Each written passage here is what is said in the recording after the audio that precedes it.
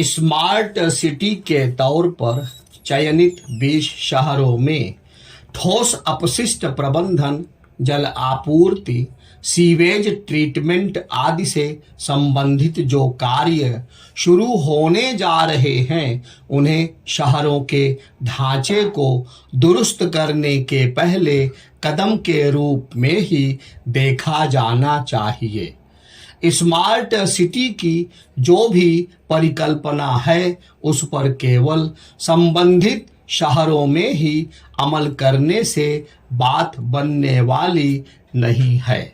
Smart city के रूप में चयनित शहरों के ढांचे को ठीक करने के लिए जैसे कदम उठाए जाने की तैयारी हो रही है, वैसे कदम देश के हर छोटे बड़े शहर में उठाए जाने चाहिए।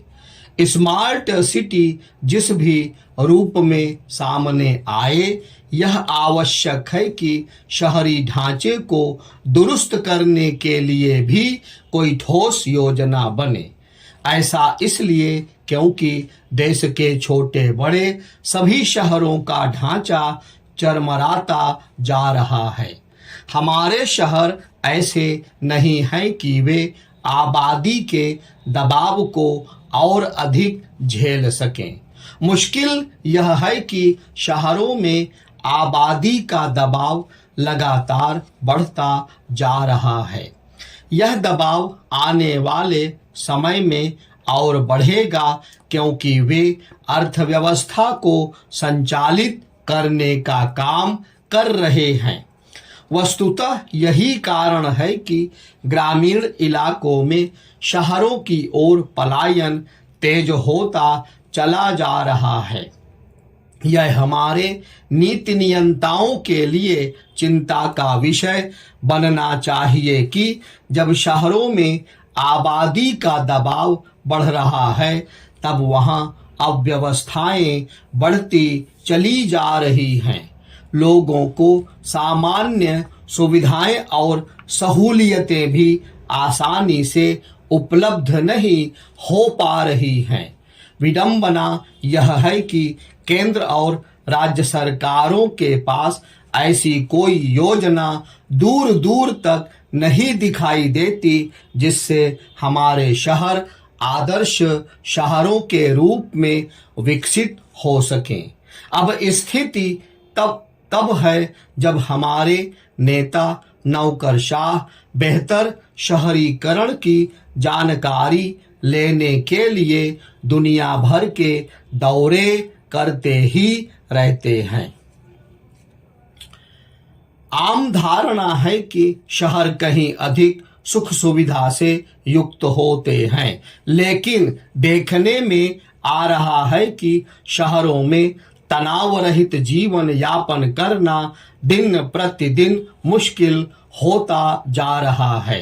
वे अतिक्रमण, अराजक, यातायात और प्रदूषण से बुरी तरह घिरते जा रहे हैं। इसमें संदेह है कि कोई इस बारे में सोच विचार कर रहा है कि शहरी जीवन को तनाव मुक्त करने के लिए क्या कुछ किए जाने की आवश्यकता है। इसी तरह कोई भी यह देखने वाला नहीं है कि शहरों में आबादी के घनत्व का स्तर क्या होना चाहिए। वर्तमान में शहरों के ढांचे को दुरुस्त करने के नाम पर जो कुछ भी हो रहा है, उसे काम चलाऊ उपायों के अतिरिक्त और कुछ नहीं कहा जा सकता।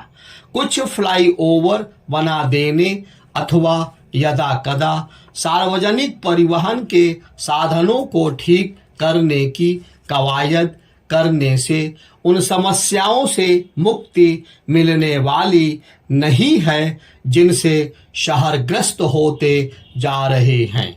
ऐसा लगता है कि शहरों के ढांचे को ठीक करने के लिए जिन भी लोगों पर योजनाएं बनाने का दायित्व है, वे दीर्घकालिक सोच रखते ही नहीं हैं। यही कारण है कि जो भी बाईपास, फ्लाईओवर आदि बनते हैं वे 4-6 सालों बाद ही अपर्याप्त साबित होने लगते हैं।